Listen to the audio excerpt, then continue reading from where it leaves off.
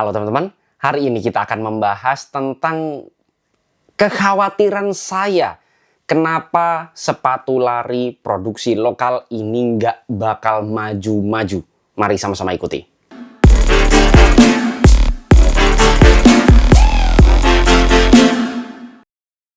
Sebelumnya saya ingin ngasih tahu terlebih dahulu bahwa video ini tidak disponsori oleh siapapun karena video ini adalah murni pendapat pribadi saya sebagai pelari jelata. Bagi teman-teman yang masih belum subscribe, klik tombol subscribe-nya warna merah yang di bawah ini biar saya makin semangat untuk membuat video-video yang bermanfaat buat teman-teman sekalian dan biar nggak ketinggalan kalau misalnya saya upload video baru tentunya seputar Nia Lari. Olahraga lari terutama di Indonesia itu lagi berkembang-berkembangnya gitu ya. Sebenarnya kalau di dunia itu udah lama, udah panjang historinya dan budaya lari di luar sana itu sangat luas, sangat berkembang dan umurnya juga sudah panjang. Tapi di Indonesia sendiri olahraga lari ini baru-baru aja menjadi favorit gitu ya. Dengan harapan ya nggak cuman sekedar FOMO-FOMOan aja, tapi kalau saya perhatikan olahraga lari ini sudah mulai benar-benar menjadi apa ya? Menjadi habit gitu ya. Tidak hanya sekedar gaya aja yang mana biasanya kalau orang-orang itu FOMO biasanya nggak lama banget dan ini udah cukup lama tren lari ini dan masih berlanjut sampai sekarang. Kita doakan agar masyarakat Indonesia ini seluruhnya mempunyai pandangan gaya hidup sehat. Salah satunya dengan berolahraga. Salah satunya olahraganya yang dipilih adalah olahraga lari gitu ya.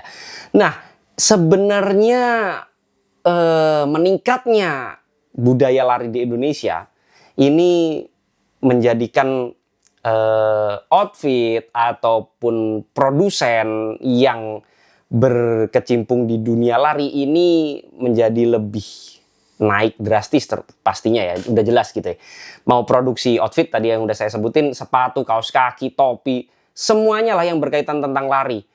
Baik itu event dan lain sebagainya, itu semua naik semua gitu. Karena memang ya peminatnya banyak banget gitu untuk lari-lari di Indonesia ini. Nah, produsen sepatu di Indonesia ini sedang berlomba-lomba yang mana sebelumnya brand tidak pernah bikin sepatu lari, ini bikin sepatu running yang dikasih label running gitu ya. Yang mana akhirnya sekarang merek lokal itu banyak banget yang punya artikel running. Tapi nggak semuanya benar-benar bisa menurut kaki saya benar-benar bisa diterima oleh para pelari yang sungguhan.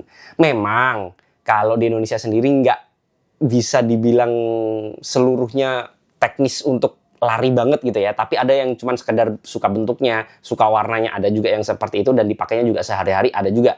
Tapi nggak sedikit yang benar-benar dipakai lari untuk performance gitu ya. Performance itu bukan berarti yang profesional, tidak. Performance itu memang beneran dipakai lari walaupun kemampuannya mulai dari atlet sampai yang pemula, tapi beneran dipakai olahraga lari gitu ya. Jadi kita bener-bener butuh sedetil mungkin fitur-fitur yang ada di sepatu tersebut untuk menunjang kebutuhan lari kita. Ada satu fenomena yang menurut saya brand-brand sepatu itu ngasal doang untuk produksi sepatu larinya. Sepatu lari itu nggak bisa diproduksi kayak sepatu casual yang hanya sekedar warna dan juga modelnya aja. Tapi banyak banget yang perlu diperhatikan dan segmennya itu banyak banget ya. Jadi ada yang kakinya flat itu butuh sepatu yang seperti ini, untuk yang intervalan itu butuh sepatu yang seperti ini. Itu detail banget dan setiap orang akan mempunyai perspektif masing-masing. Jadi sepatu lari itu sebenarnya adalah sepatu yang cukup canggih. Bahkan sepatu bola aja yang olahraganya udah mendunia banget, itu banyak yang lebih mahal sepatu lari gitu ya. Karena memang untuk penelitiannya juga nggak sekedarnya gitu.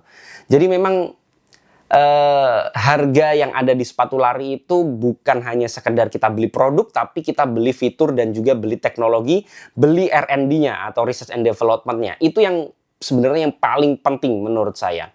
Cuman di Indonesia itu banyak yang sekedar ngeluarin produk, ngeluarin sepatu yang berlabel lari, apalagi yang mana yang bikin juga bukan orang lari, nggak pernah ada yang ngetes pelari yang ngetes sepatunya, apakah enak dipakai lari apa enggak, banyak banget yang kayak gitu. Nah, fenomena yang paling sering muncul adalah fenomena midsole dan outsole generik atau midsole dan outsole yang mirip banget gitu ya. Saya bakal tunjukin. Yang pertama dari mbahnya dulu ya, Hoka, yang dari merek luar. Hoka ini bentuknya seperti ini, outsole-nya seperti ini. Ini adalah Hoka Clifton 9, yang mana Hoka Clifton 9 ini 2023 atau 2024 ya. Coba teman-teman mungkin yang lebih tahu rilisnya Hoka Clifton 9 ini. Nggak lama setelah sepatu ini rilis, itu ada sepatu Desley Johan Blake. Desley Johan Blake ini secara looks itu mirip banget sama yang tadi. Midsole-nya desainnya seperti ini, kemudian outsole-nya seperti ini, gitu ya. Kemudian ini itu sama banget kayak Diadora, bahkan ini brand dari Italia, bukan brand dari Indonesia. Ini Diadora, sama persis banget, nggak ada bedanya sama sekali, bahkan outsole-nya juga sama persis. Kemudian kita lanjut ke ini ada Leak juga. Leak ini lebih mirip dibandingkan yang dua tadi ya. Lebih mirip sama Hoka-nya tadi, Hoka Clifton-nya. Outsole-nya juga desainnya mirip-mirip. Nah ini kok bisa sama semua kayak gini ya? Padahal harusnya brand-brand itu mengembangkan, meneliti sendiri bagaimana cara membentuk sepatu larinya agar bisa benar-benar dimanfaatkan secara performance pada para pelari. Yang mirip juga ini ada dari Lycan, yang mana ini persis banget, nggak ada bedanya sama sekali, outsole-nya pun sama. Secara performa, seluruhnya itu sama, persis nggak ada bedanya sama sekali. Brandnya tapi beda, dan sudah saya search bahwa brand ini sama sekali nggak ada sangkut pautnya sebenarnya, bukan anak perusahaan dari brand satunya, bukan. Jadi bener-bener brand yang berbeda gitu. Tapi kenapa bisa mempunyai midsole dan outsole generik, yang mana bikin saya bingung. Terus berarti pengembangan sepatunya seperti apa gitu ya. Ada lagi contoh nih, saya senang banget ngasih contoh karena banyak banget ya. Ini dari Unert, midsole-nya seperti ini, outsole-nya seperti ini, tuh mirip banget sama yang punya Mills dulu. Seperti ini, itu sama persis. Jadi intinya banyak banget, yang pengen saya kasih tahu ke teman-teman tuh intinya banyak banget brand-brand di Indonesia yang menggunakan midsole dan juga outsole generik, bahkan brand luar pun itu ada juga seperti Diadora yang saya sebutin tadi. Ada beberapa penyebabnya kenapa sampai sepatu-sepatu lari running Indonesia ini banyak banget yang memiliki midsole dan juga outsole generik. Yang pertama adalah menggunakan pabrik yang sama. Jadi produksinya itu di pabrik yang sama. Memang brandnya itu banyak banget, tapi kalau pabrik itu nggak banyak ya. Jadi pabrik di Indonesia sepatu yang bisa memproduksi mungkin sepatu lari gitu ya, correct me if I'm wrong, tapi yang jelas nggak banyak gitu. Jadi satu pabrik itu punya template midsole dan juga outsole. Brand datang itu cuman komunikasi intinya. Kalau dia punya template seperti itu, ya udah pakai yang seperti itu, hanya diganti uppernya saja dan juga label brandnya saja. Jadi sebenarnya pabriknya satu tapi brandnya banyak banget. Akhirnya brand ini ya pakai template midsole dan juga outsole yang sudah ada. Jadinya nggak ambil pusing, langsung kemas aja sesuai dengan brandnya masing-masing. Itu yang menjadikan salah satu faktor yang menjadikan bahwa sepatu lari di Indonesia itu banyak banget yang sama atau menggunakan midsole dan juga outsole generik. Dua, biaya produksi. Jelas kalau brand itu R&D dulu setidaknya. Kalau research and development dulu, bahkan saya berani menyatakan brand-brand di Indonesia banyak yang nggak R&D ya. Research and development dulu itu membutuhkan biaya yang lebih banyak. Otomatis sepatu larinya nantinya produksinya itu akan lebih mahal. Nah, kalau kita pengen foam baru, pengen desain baru yang desainnya itu bener-bener berorientasi pada performance para runner gitu ya, itu akan membutuhkan waktu dan juga usaha yang lebih banyak. Otomatis nanti biaya produksi juga akan bertambah, sehingga brand-brand ini agak menahan diri biar nggak terlalu jauh gitu ya keceburnya, sehingga kalau misalnya toh barang-barangnya ini siapa tahu nggak terlalu laku gitu, dia nggak terlalu pusing gitu ya, padahal udah R&D misalnya. Nyatanya banyak yang nggak R&D, jadinya ya pakai yang udah ada aja lah, daripada biaya produksinya saya penelitian dulu, saya research dulu, nanti malah biaya produksinya naik, malah nggak laku. Yang ketiga adalah pasar lokal itu price sensitive. Tadi balik lagi ke faktor yang kedua, bahwa yang harga itu benar-benar sangat sensitif. Kalau misalnya harganya dinaikkan sendiri dibandingkan dengan yang lain, lebih mahal dibanding yang lain, itu agak lebih dipandangnya agak males ya sama market ya.